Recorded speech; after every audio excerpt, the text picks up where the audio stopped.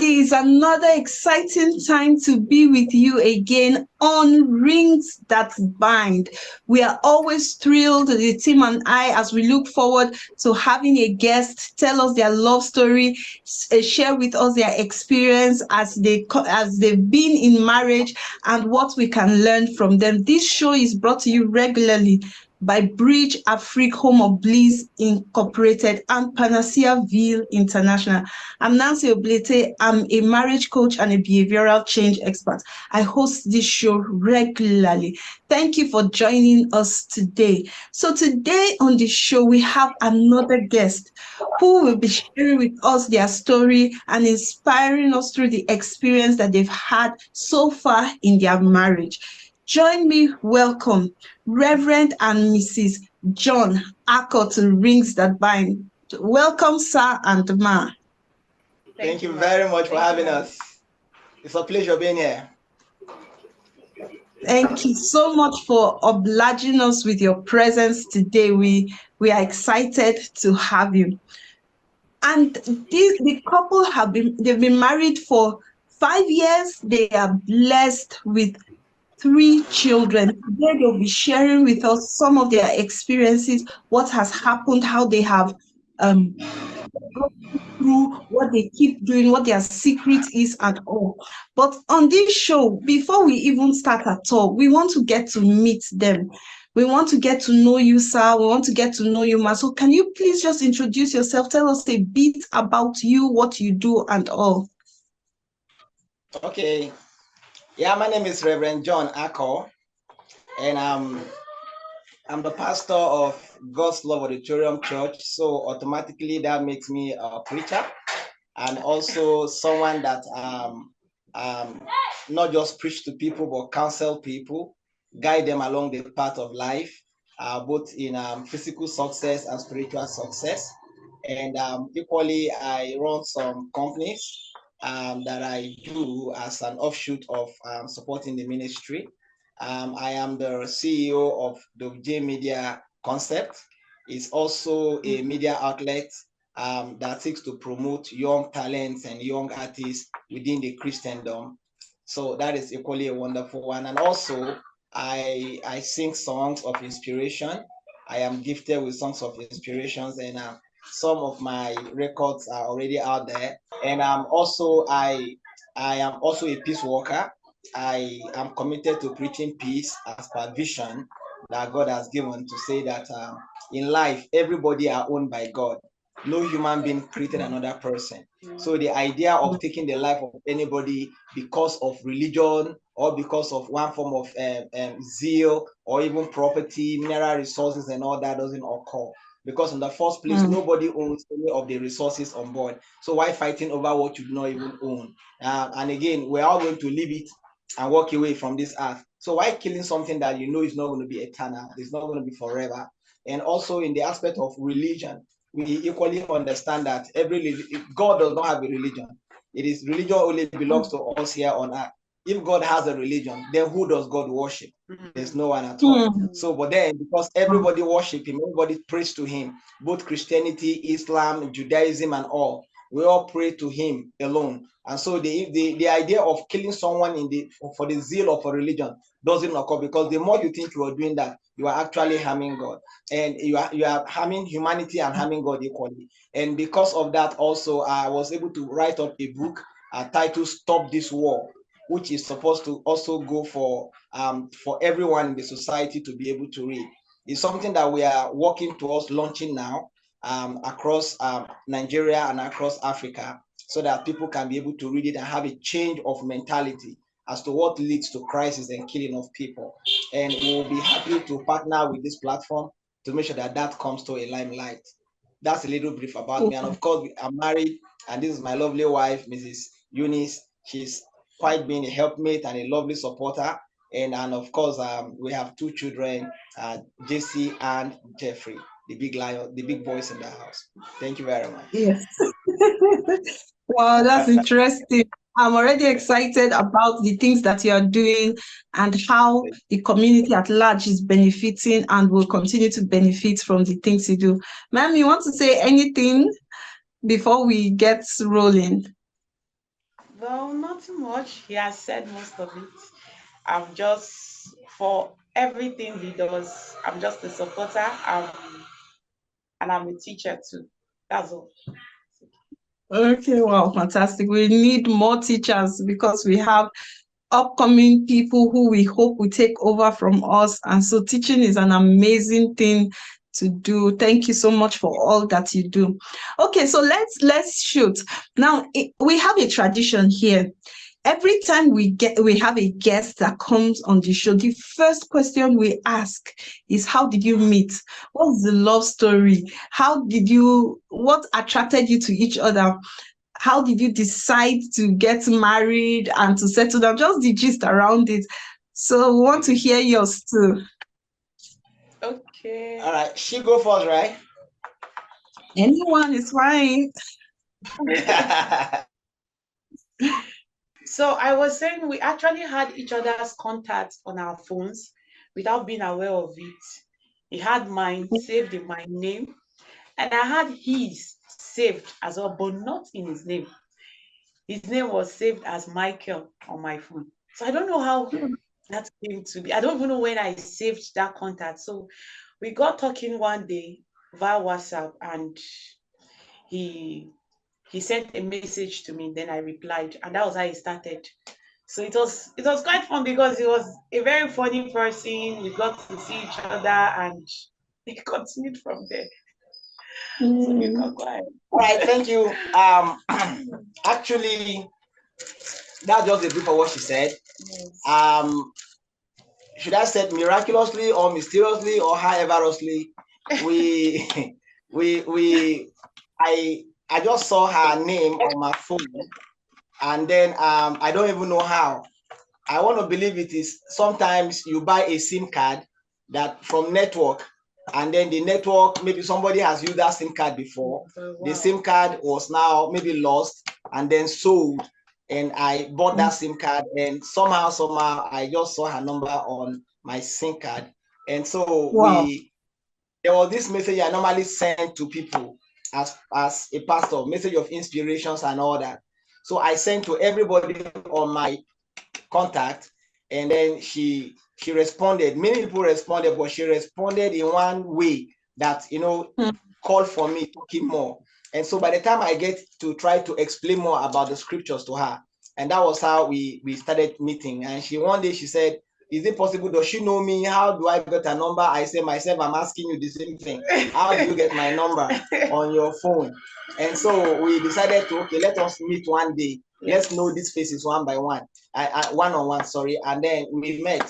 And so from that moment when we met, she was very shy. In fact, she could not look at me in the face.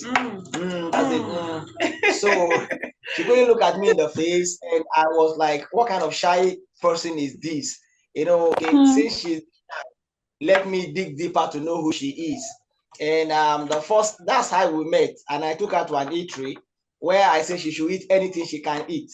And she, in fact, she, not me. While I was eating anything I can eat. Can you imagine someone that took me out? She was literally eating everything.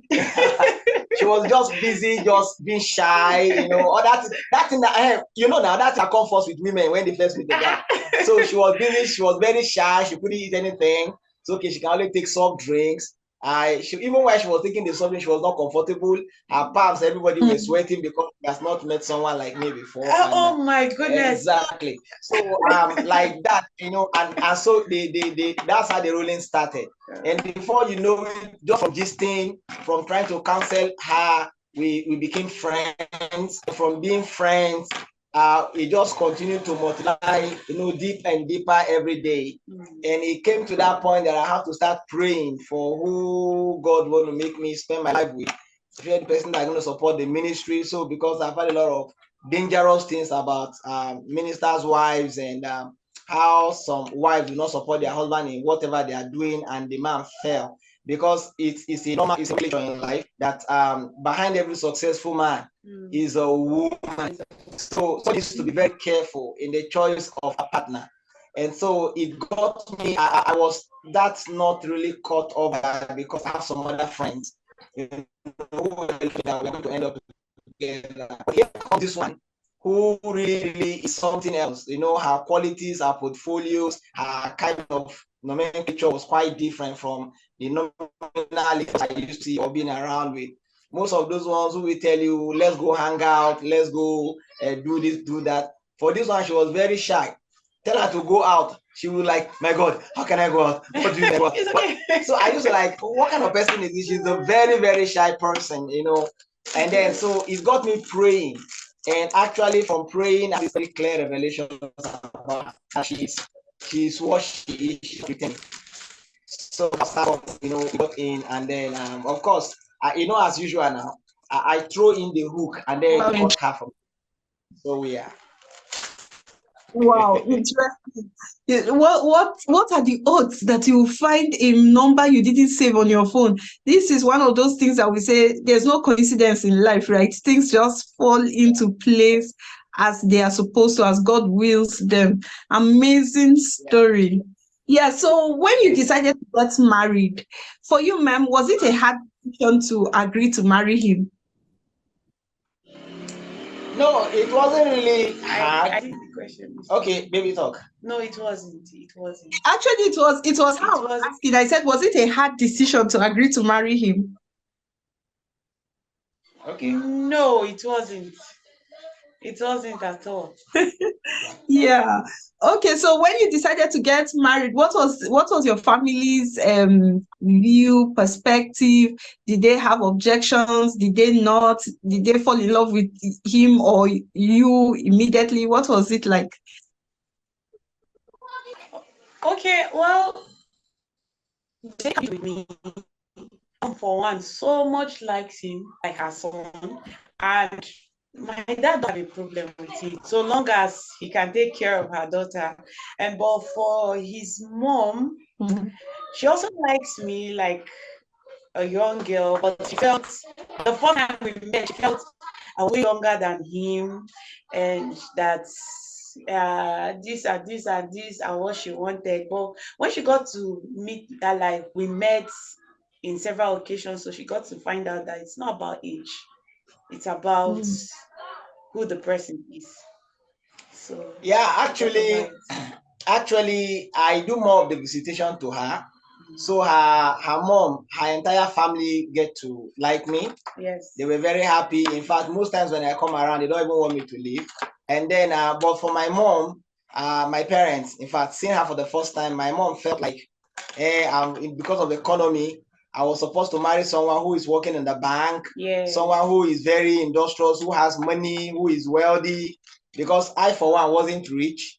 We were just there. In fact, as at that time, one thing that made her much more something else was that I was squatting when we met. I don't have a house.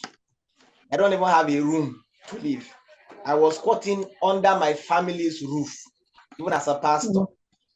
So, and then when we met, she was never like taken aback by what does he have?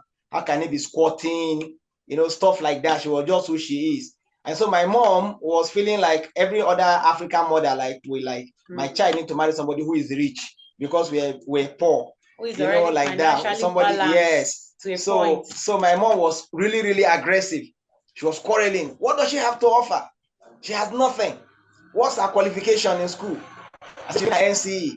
Out there, she's too small. How can you go to the bank? You see bankers who are there, who have money, have cars, looking for a husband. Go and marry those ones. And that one, they can give you a leverage, even in your ministry and all that. I told my mom, said, Mom, if I see what is for me, I should be able to identify at this point. So for me, I don't want somebody who has money. I don't want somebody who has car. I don't want anybody who is rich. I want somebody who understands me. I want somebody who knows me for who I am, who can tolerate the situation I'm in now with me. Because life's journey is never straight. You cannot force it to bend, and you can't force it to be straight.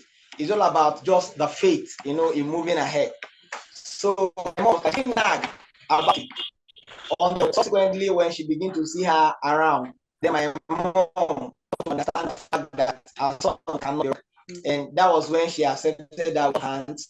And until now, my mom has referred to her as the best daughter of the entire kingdom that we have. So yes, so she's seen the real she now. and now we are so full. My whole family, you know, they virtually like take her like a little goddess in the house. Wow, that's amazing. So during this time when his mom was like saying no to this whole thing, how were you feeling? What was it for you at that point, being the one who was seemingly being rejected? What was it for you like? Okay, at first, I was praying, though it got to a point that it was looking like I was walking on eggshells. But after praying, I began to like believe God completely and said, if truly this is where you want me to be, then you make a way for me. So I decided to be myself. Whenever I'm with her as his mom, I don't, things I know I won't do in a marriage, I don't do it. So I should not be feeling, so I was just myself. I dress extremely simple.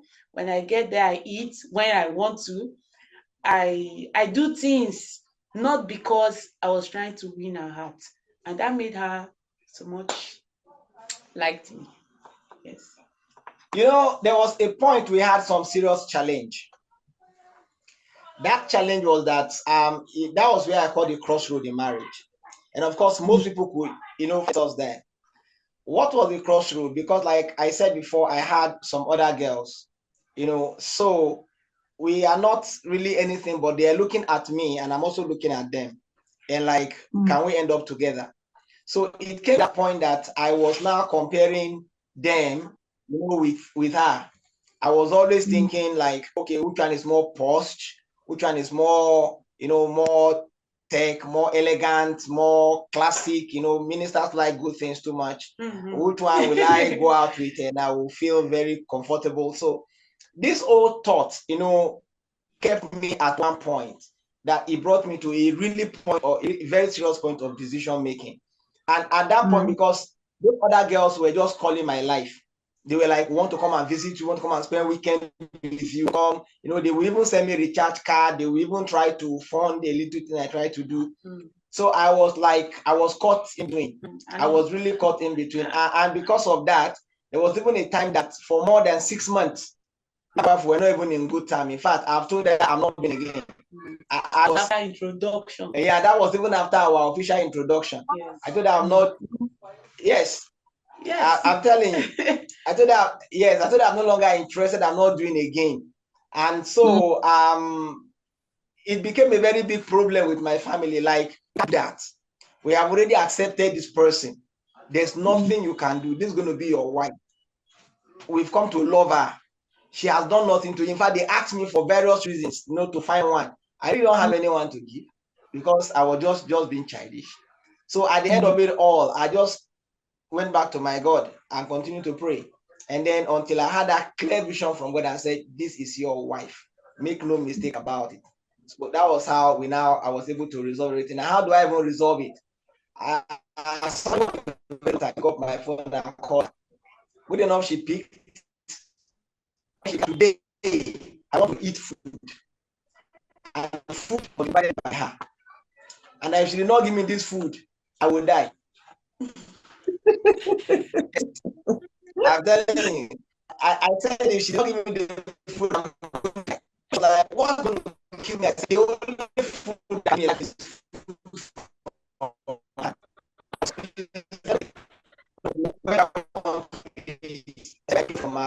from my little presentation. So when I closed, I called her. Then she was working one small job, and then we met in an eatery. And so when we met, she asked me what I want to eat, and I told her. She said, okay, she should give me the money to go and get the food. I said, no, she has to go get the food and come serve me. And she was quiet about it. She did not nag. She went and did the same thing. Got the food, served me. And she wanted to go ahead her hand, and I said she's not going until she sit down and watch me eat. And she's not going to eat, but she has to watch me eat. I watched you eat. That plate. What's crazy? Like crazy. That's what I did. like he was torturing me. So I made her sad that she was watching me eating. And so even if I was not going to finish the food, I said I can finish this food and she must be there. So she watched me finish eating the food. Then I said, okay, now I'm okay. She made to go was when I told her that I think we should resolve our difference now. Maybe I'm sorry for everything. I'm back, so let's try it. Enough, she just laughed. She shed tears of joy. I mean, tears of whatever, I don't know, because she said I put her through a lot of trauma and sorrow at that point. I'm a big guy, so I was like, big boy thing. The fact that yeah, truly that's what happened. And before you know it, we got back, and they both families became happy. My family became very happy when I told them we are back, and even my colleagues in the office were very happy. Even since I became very happy, her family became very, very happy, and I think there was joy in heaven, even though, yeah, that we came back, and that's it. So it was from there that the journey started to where we. Wow, this is interesting. Now, I like something that you said, ma'am, and I think it's a very vital thing for ladies, especially. During that period when we are being introduced to each other's family, we are kind of at the edge because we don't know whether we'll be accepted or not, especially in Africa, where families play a very significant role in our lives as people and how we choose who we marry. So that temptation to bend, that temptation to try to fit in, to try to please the other person. Sometimes at the end of the day, we so many mistakes during that time, and it becomes challenging to correct it after we get married. So the fact that you said you were yourself, once you got off the initial shock, you were yourself. You decided to do the things that able to do even in the marriage. Sorry, you said? Yeah, I was myself actually. It got to the point that even my skin color was being completely like the skin person, and I'm dark, not so dark though, but I sat down and I said to myself that there are a lot of people that so much love my physique, they love my color, they love me the way I am, the way I speak and relate with people. So why do I have this is people I want to spend the rest of my life with, and they're having a problem with it? Okay, fine. From now on, this is how it will be. If they don't like it, then God will fix me and bring who will accept me the way I am. So the way I am. So I wasn't pushing it. Even for that period of 6 months, he can attest, I was not calling him. It was not pride. But I just decided to drop it. I said, God, if this is who you really want me to be with, then fine. But if this is not who you want me to be with, fix me and make me to meet the person you want me to be with. Someone who will truly and genuinely love me the way I am. So I was not pushing it. I was not calling. I was not texting. It was not pride. No, it was not pride. Though I cried, I was engaged that day. I was engaged that day, that very day, right before our families, both families. So we already had it posted on social media. So it was really a thing of shame. Like I already had committee of friends and the rest were already planning all of a sudden, just out of the blues. He said he's no longer interested. Wow. That's crazy. That's the little manifestation of the man. And my reverend then, Reverend Adejo, was so upset. He was like, who does he think he is? How dare he? Yeah. The truth be told was that the mother was quite something else. Like, she is the best mother-in-law to think of.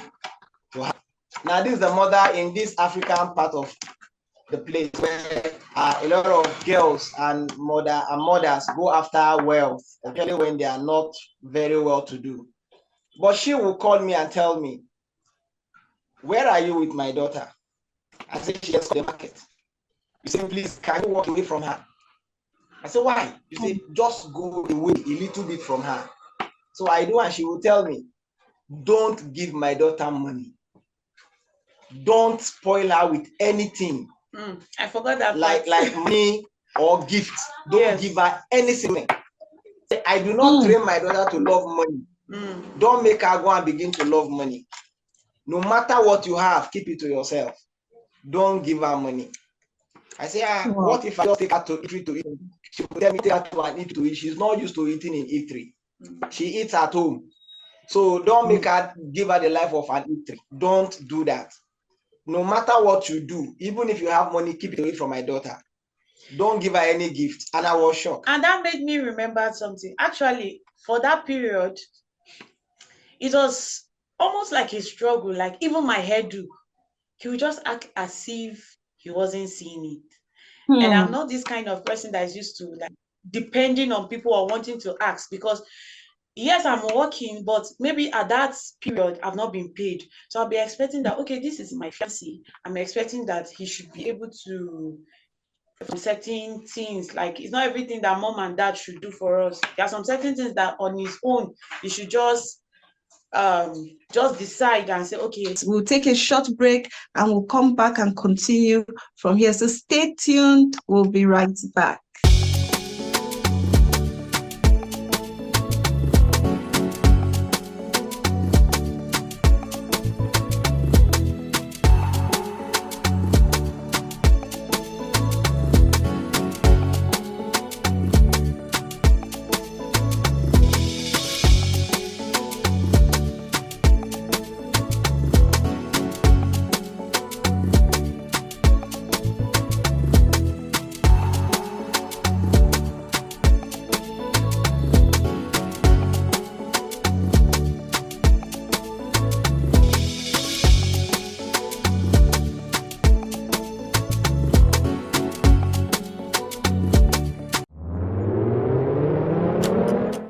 Introducing Panaceaville, where love thrives and relationships flourish. Are you ready to embark on a journey of love and fulfillment?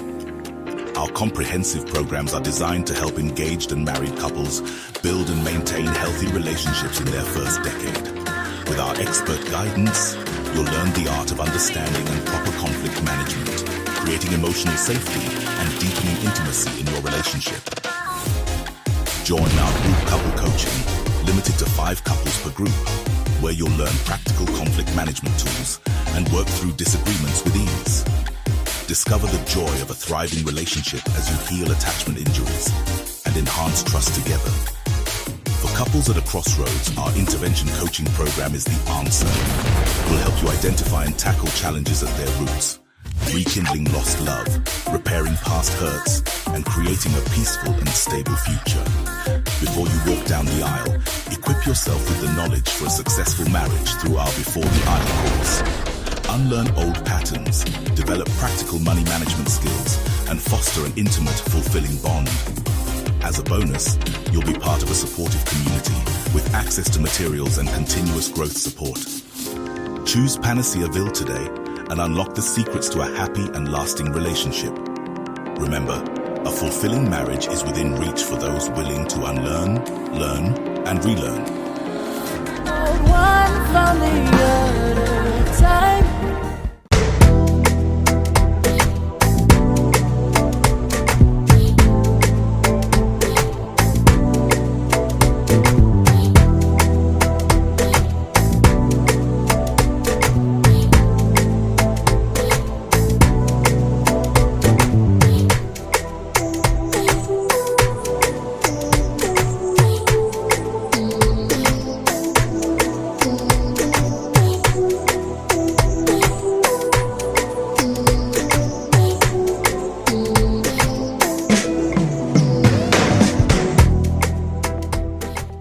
Welcome back. This is Rings That Bind. On this show, we interview couples to tell us their story, their struggles, what they overcame, how they kept their love blossoming and flourishing through the years.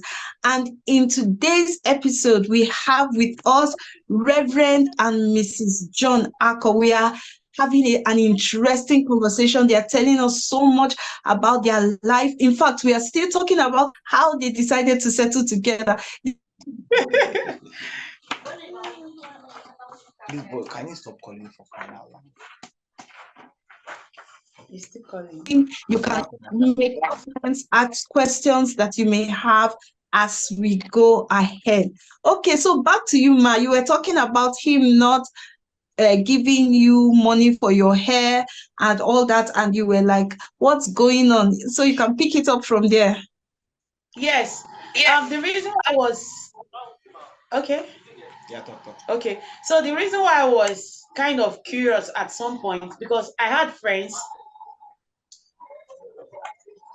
Okay, I had friends, and Hello? this my friend. Can you hear me? Cannot hear them. I guess Is it network? Hello, can you hear us? Okay, yes, I can hear you now, but I didn't quite get what she was saying before the network Okay, went let off. me begin. Well, I said the reason why I was curious at some point why it seems like he wasn't caring, though he was telling me he loved me verbally, but okay, showing it, like when I discuss among my friends, this is the person about to get married to, and then they make me feel like he's supposed to be doing this, he's supposed to be doing that, he's supposed to be doing this and that. So it got to a point I started feeling, having this curious feeling like, oh, could it be that I'm making a mistake? Like if I go into this marriage, does it mean that it will be a marriage that will be all by myself? I'll have to foot my bills. I'll have to go through a lot. So it got to a point I started feeling unstable. But I just trusted God. I just had this strong feeling that it won't be like that. Because even when we got married, do you know I got married to him? He was still receiving, he was not receiving stipend of 15,000 naira as of 2019. Stipend of 15,000 naira with his organization. So after the marriage, immediately after the marriage, he was now employed, right? And then Things changed. The Wow. money upgraded from 15,000 naira to 50,000 naira. Wow. So 4 days later, when I gave birth to my first child, so his salary was now upgraded from that 50 up to the highest point I can think of.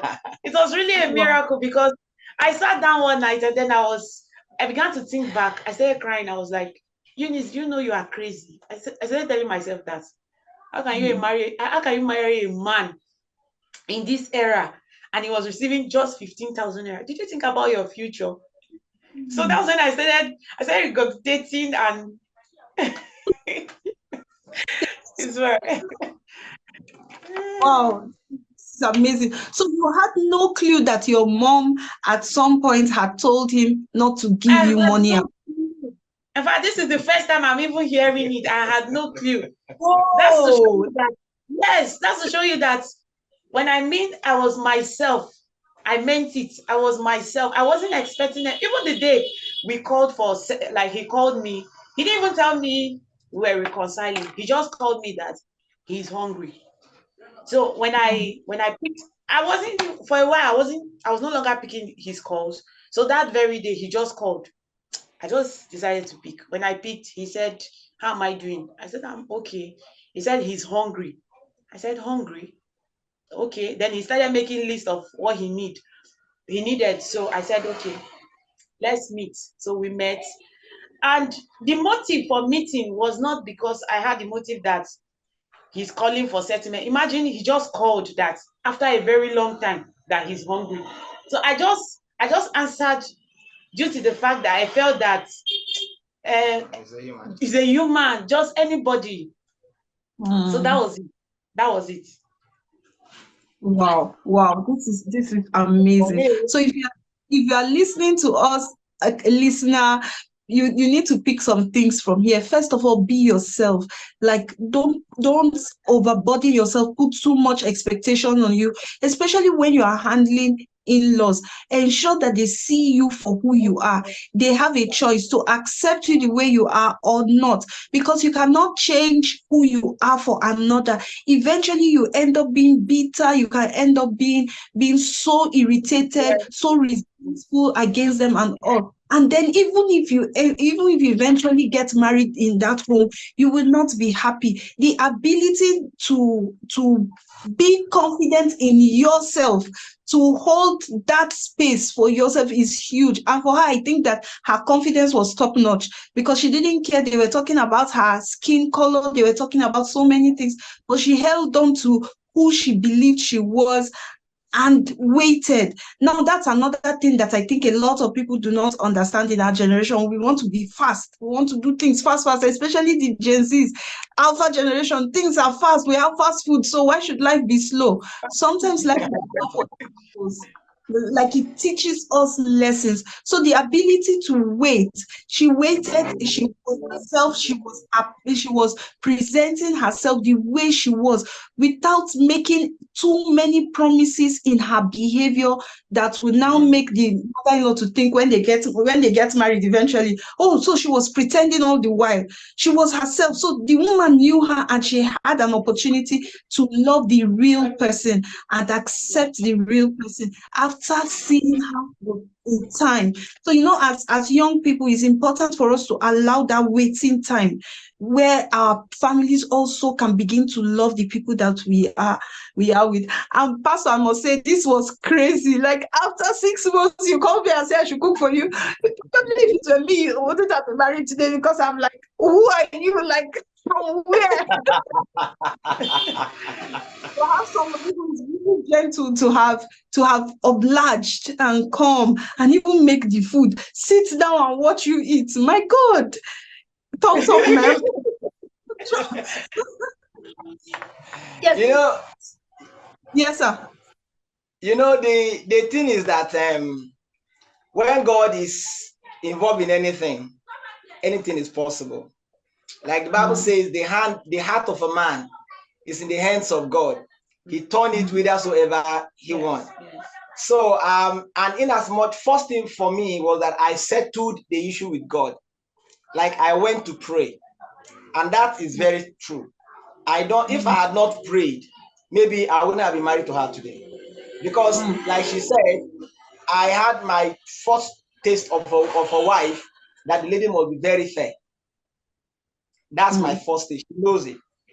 So she's not fair. But then I had the ones that are very fair. And then equally that time, she was not this fashionistic person. No. She wasn't a fashion person at all.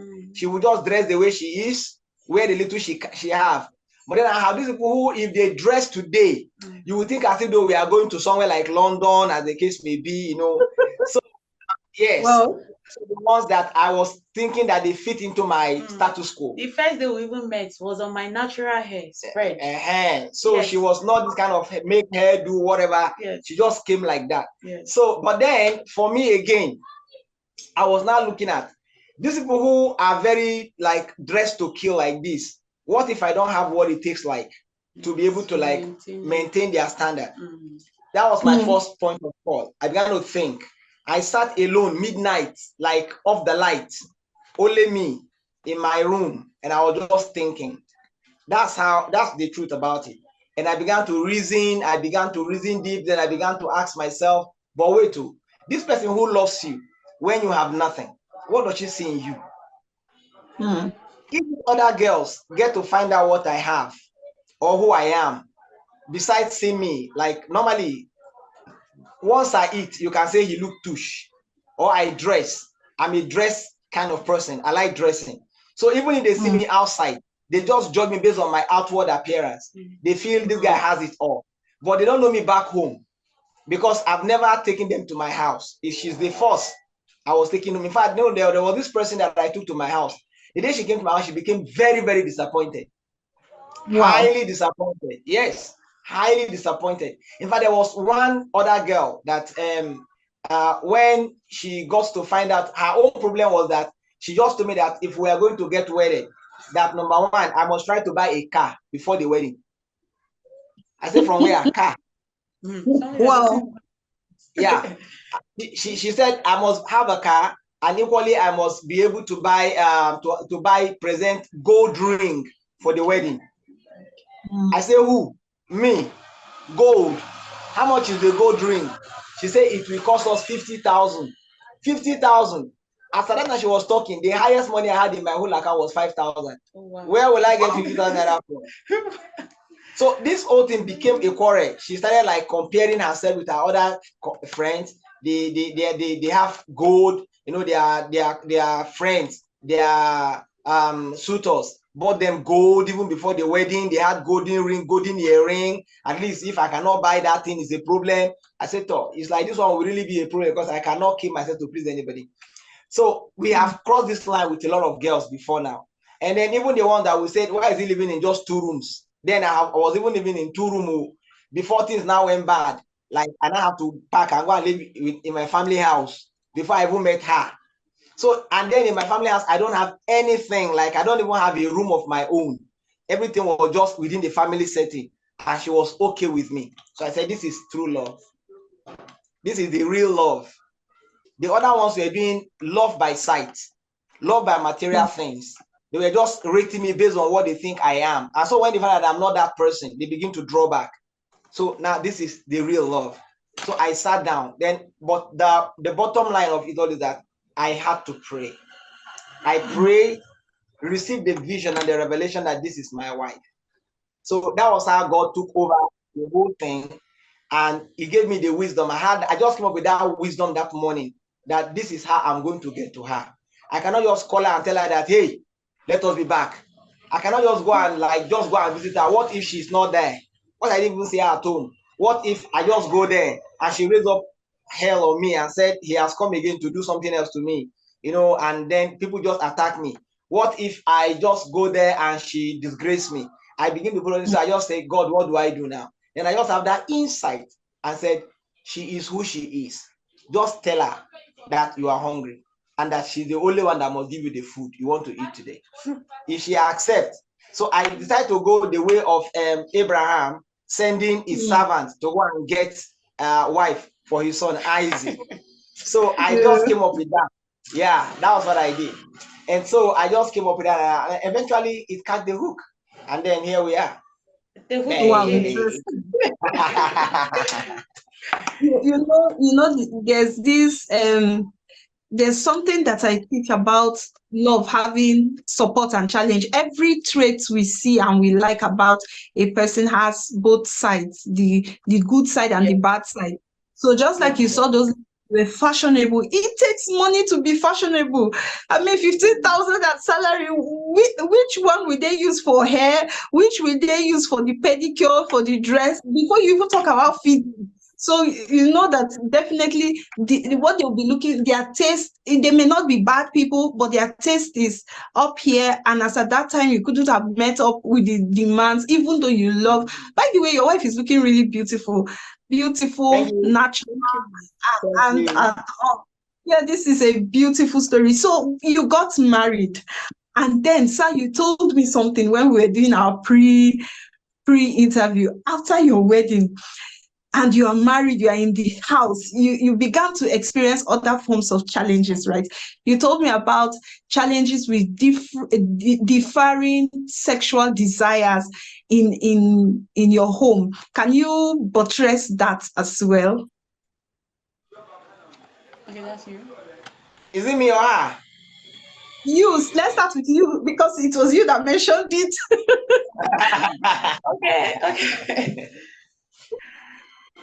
Well, the thing is that as at that time, sometimes, you know, I want to just be with my wife alone. I'm that kind of person. That's what I just enjoy. And then her attention will be given to so many other things. Like she wants to be with the children. The children are just, you know, trying to put them to sleep. Or at another time, she's giving attention to her work because she's a teacher.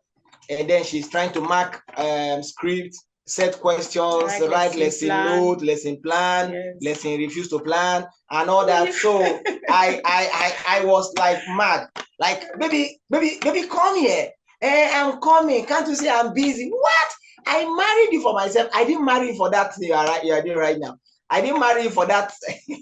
I didn't marry you for the lesson plan. You are writing. Office work should be in the office. Home affairs should be in the home. In this home now, I need you here with me, and not, you know, because not really because of just sex, but because I want to talk to her, I just want attention. I want her to sit by my side. I want to just put my head on her laps as we're talking. I just want her to just be rubbing my head. You know, she does that a lot, and I like it. Just rubbing my hair like that. The more she's doing it, the more I think better. You know, the more she's doing that, the more she's touching my ears. Is the more I will feel, wow, this is spicy. So, but then if she's now being caught up by other things that is not happening, I got offended. I really, really got offended. So I begin to tell her that, come, we have to draw a very serious line here. We have to draw a line. Let office work stay in the office. Let home be home. You know, so that became an issue. And of course, she was always nagging, like, I have to take care of the children before we go to work, before she go to school. Now, when she come back, she will prepare lunch. After lunch, she will make the children, she will think of dinner. After dinner, put the children, bath the children, make them to sleep. And all that. She's very, very tired. Please let me be. But I told her my own body is not tired. In fact, my body is waiting. My body is refreshed just to have you play with. And that was what used to go. So she always complained of being tired. Please let me tell her no tiredness. Thank you. So because you have made me the judge, I can also, you know, women solidarity now, like explain certain things that were happening. But let's hear your perspective with the whole. Did you actually think that as in he's explaining, he's saying no time, work and all. You didn't have help, right? So the burden of doing all that was on you. What was your experience with all that? Well, I wasn't seeing it the way he was seeing it actually, because I mean, I need to be at work before 7:30, and I will literally sleep for only 2 to 3 hours. And during the weekends, I'm always very busy, either with mostly house chores, and Sunday here is activities in church, coming back to Monday. Like my life is really busy, and sometimes when I tend to sleep for those few hours, I'll be very tired. So it will look like he doesn't want to understand. This is me waking up by sometimes 4 a.m. Okay, can I?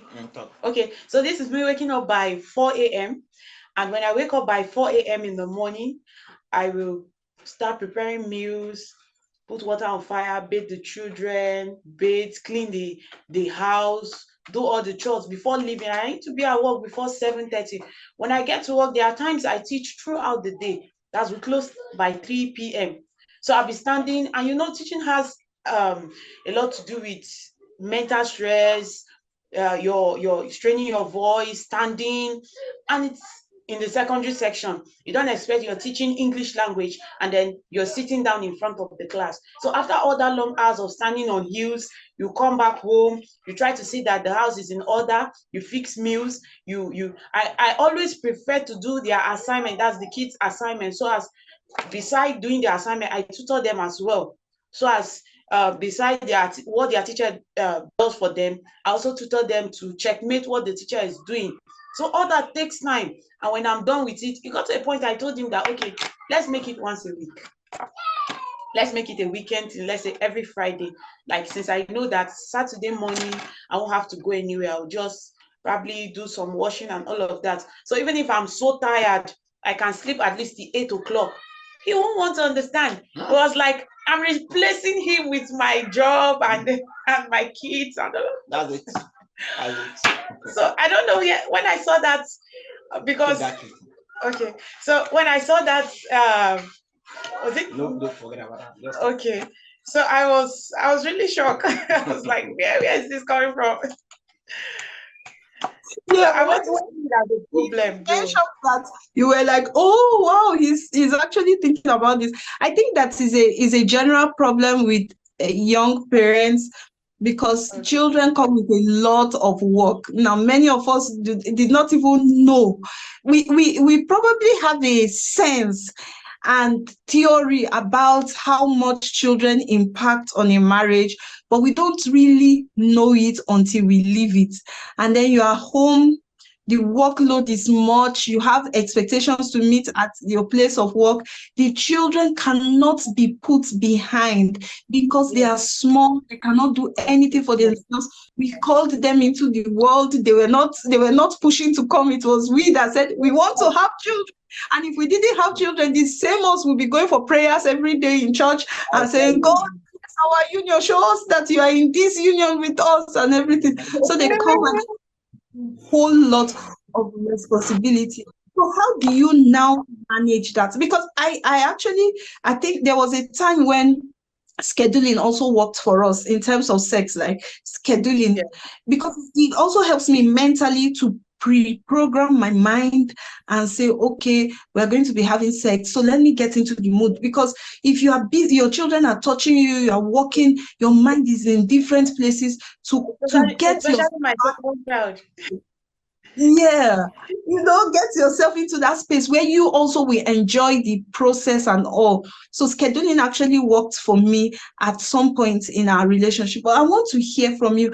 How have you been able to manage this whole challenge with sex?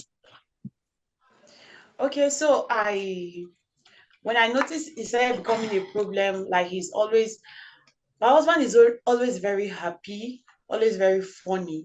But whenever he becomes reserved, he becomes this picky, I know that something is wrong. And the only thing that is wrong is not even his belly, it's sex. So I'll say, okay, you have to readdress yourself. And sometimes in that aspect, he's not so romantic in that aspect, in the sense that, yes, I have to say it, in the sense that, okay, this is your wife that is this tired, she's very stressed out, like she have been reading, look at her eyes fixed to the screen, to dictionary and the rest. And then you just appear, baby, come. Like my mind wasn't even there. Baby, come. And if I refuse, you get upset. So me, I was expecting that, okay, sometimes it should be pre-planned. We should prepare our mind. Sometimes it should come up with surprise gifts. Like just make me happy. So as I wouldn't mind to let go of that job and just... So that's what I usually tell him. Yes. Yes. Truth is that that's like what you said, that's scheduling. Scheduling, yes. Yeah, a time came that we have to agree that intimacy should just be weekends. She came up with that thought and I bought the idea.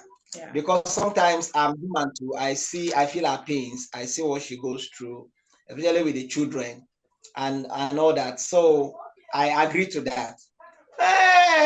But be that as it may, body is sometimes body calls, and you just have to answer it. So yes, sometimes the scheduling thing doesn't really work. So the only way it works now is that she just became understanding, and he told me some other times like we should do something to spice up, the day. And like I was thinking, what is spicing up the day? Do I have to go and kill a cow because I want to talk to my wife in the night? So I wanted to make it a very big hype on even the social media to ask if somebody needs to do this before he can talk to his wife in the night.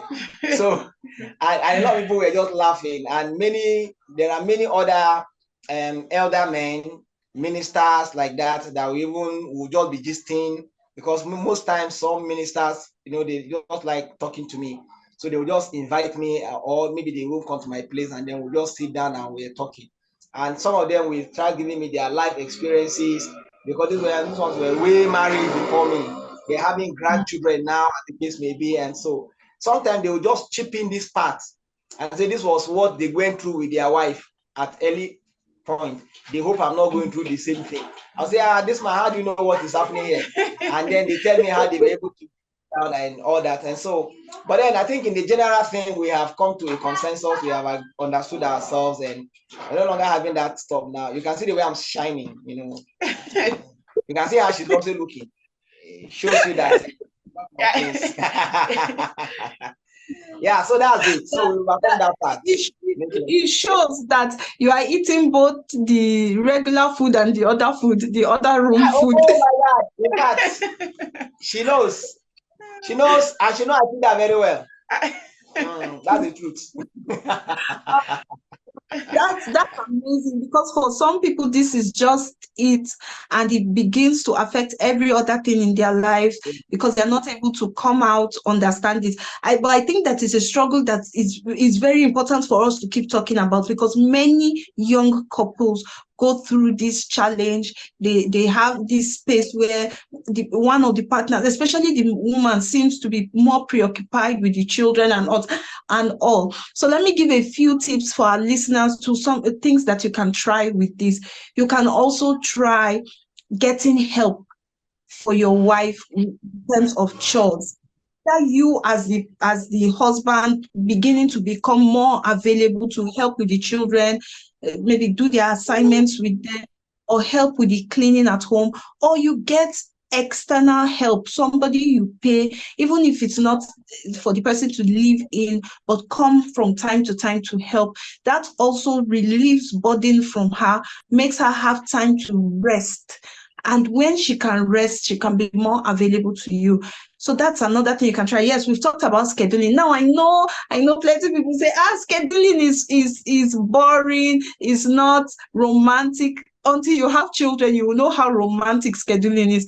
I love that period when our children were small, because if you just come out of the blues and say, my mind is not even there, so I don't enjoy it. It's like I'm just giving you what you want, so I'm not fully present.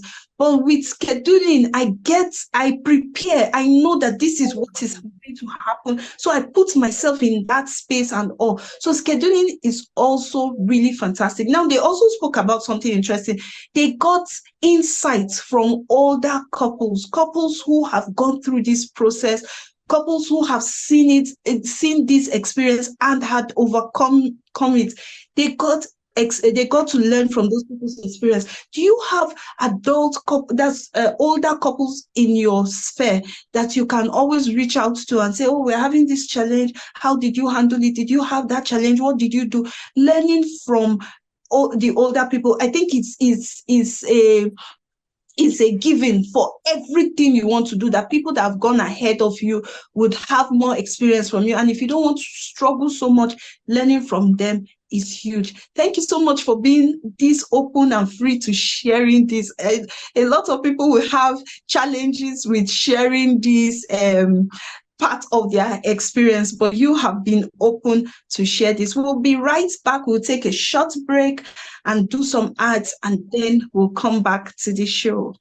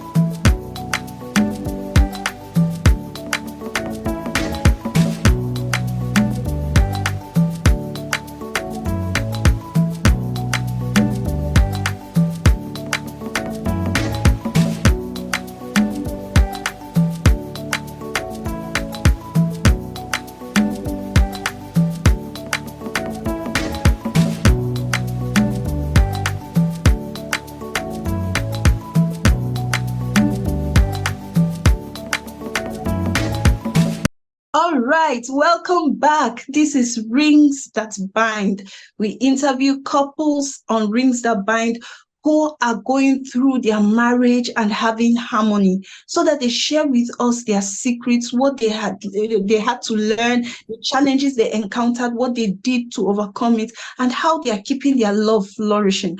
Today we have Reverend and Mrs. John Akoh with us, and they've been sharing with us. The couple is so interested. I said to the wife before we started the show, I said, oh, I'm sure that when guests come to your house, they don't want to leave immediately because your husband is so funny. So they keep laughing and they could stay for hours without realizing that they have been there for so long. And we've had some few laughs too in the show today. So let's go back to them. And then I want to ask you another question about child rearing. Now, you said that you had some challenges with your perception, each of you, your views with child rearing, going through the experience of child raising. So can you just give us a bit of context, what the challenge with your raising your children have been, and all? Then we'll look at how you've been able to manage it as well. Okay, challenging for me, one, I'm such a person that I love kids. I love my children a lot. So much, a lot. In fact, she knows. The connection was right from when he was in the womb. From the womb. Yes. It was so much a big connection, very huge connection, that in fact, she can explain that part better. And so when the child was born, in fact, I was the one who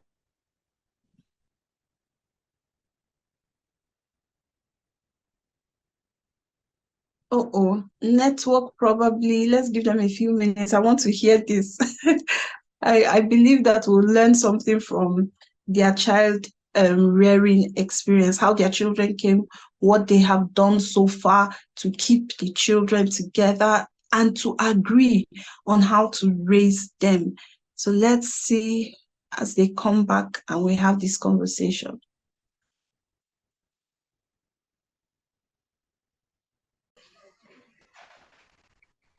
Yes, sir, so go ahead. Okay, so first and foremost, I must apologize. It's been so many calls coming in, interrupting the network. So like I said, I had this huge connection with my children. The connection is so huge that most times, once I'm at home, if they must sleep, then I must sleep together with them.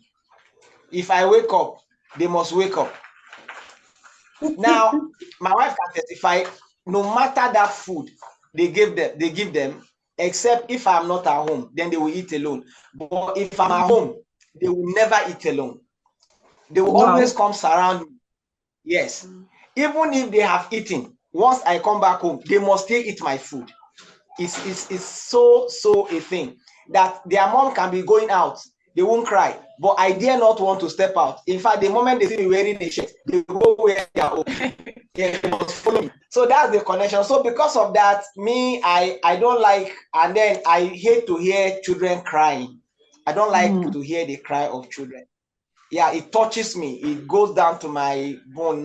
I prefer you just talk to them than to spank them or to beat them. But you see, this my wife, yes, she's a disciplinarian.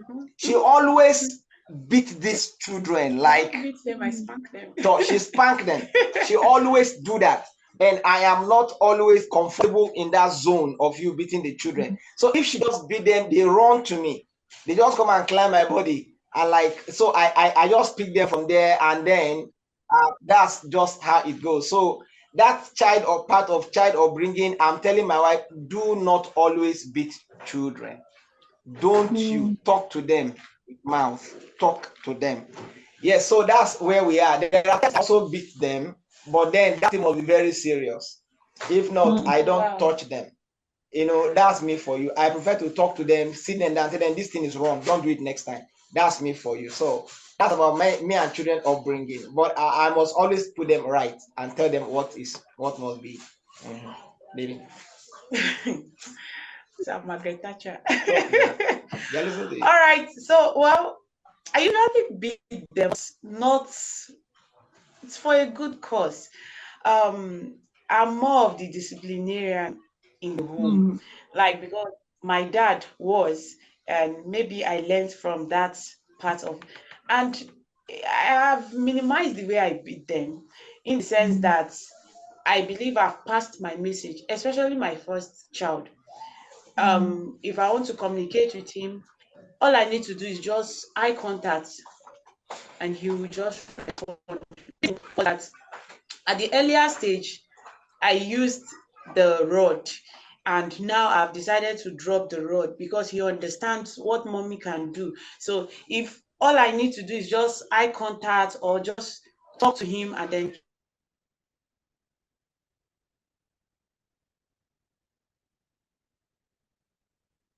Wow. So having differences in how we want to raise our children is one of the common, very common reasons why couples fight. In fact, it's part of the five top reasons that have been identified for regular conflicts within the home and all. So Hello? it's important that couples learn how to manage their differences around how they want to handle parenting. And also, usually when people get married, they with children, there's one person who is usually more firm than the other. I think it's a good mix because children need the rod and the staff, you know.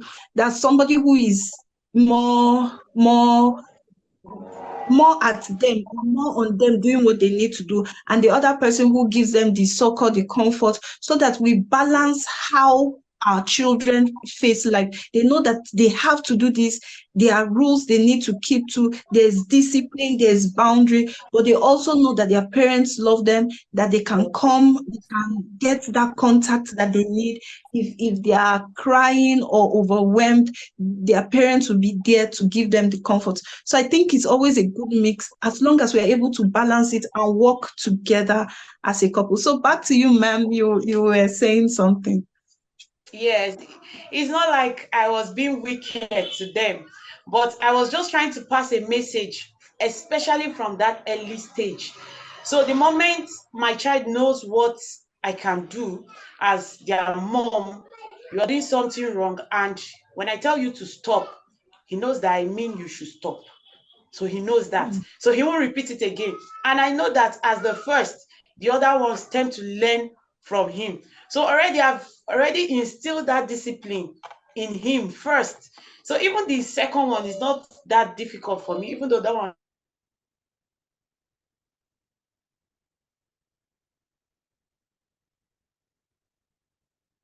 Yeah. Oh my God. My network today has been really funny. So yes, I guess that we get the message that she's passing across is about discipline, even though I still recommend that we look at discipline broader, not just discipline with the rod and all, but discipline as a broader concept so that we have varying tools we can use within our discipline. But once we are able to help our children to know what is accepted, our family rules and everything, it becomes easier truly as they grow. And then there's this thing about you raise your children, the others learn from the others, so they know, oh, this is not acceptable. Like I've also had that very well. I've enjoyed that too with my first daughter. My first daughter is very studious. She wants to read. So the moment she's reading, she's calling her younger sister, come, take your book and read. They don't need to come back and say, have you read? Her sister is already helping me take care of that. As she's reading, she's modeling what it is like for the younger one. So yes, really, really exciting. Thank you so much for sharing that. And I'm glad that the both of you are able to blend the two and bring it to a middle point. I think that's why we marry people that are different from us, so that we learn from each other, improve the quality of who we are eventually, and find ourselves in the middle. So before we wrap up, we have this interesting segment. Now, this segment is for fun. So it's just kind of like so you think you know your wife, or so you think you know your husband. It's just phone questions we'll ask, and then you would answer, then your partner will confirm whether you are right or wrong. So we start with you, mom. What's your husband's favorite color? Oh wow. um Gray. Gray. Yes, Gray. gray. Is that true, sir? So, sir, back to you. Is your favorite color gray? Gray. Yeah, gray. Okay, fantastic. So, what's her favorite meal? Like when you know that she's probably tired, upset, something that you give her to eat that she'll be excited about, she'll be happy to have. Yeah, that is what do you call it? What that thing? That's chocolate. Chocolate. Oh, wow. Is that true, ma'am? Chocolate. Once you get Yes. chocolate. I have a name, Chocomilo. She loves chocolate a lot. Okay, Yeah. wow.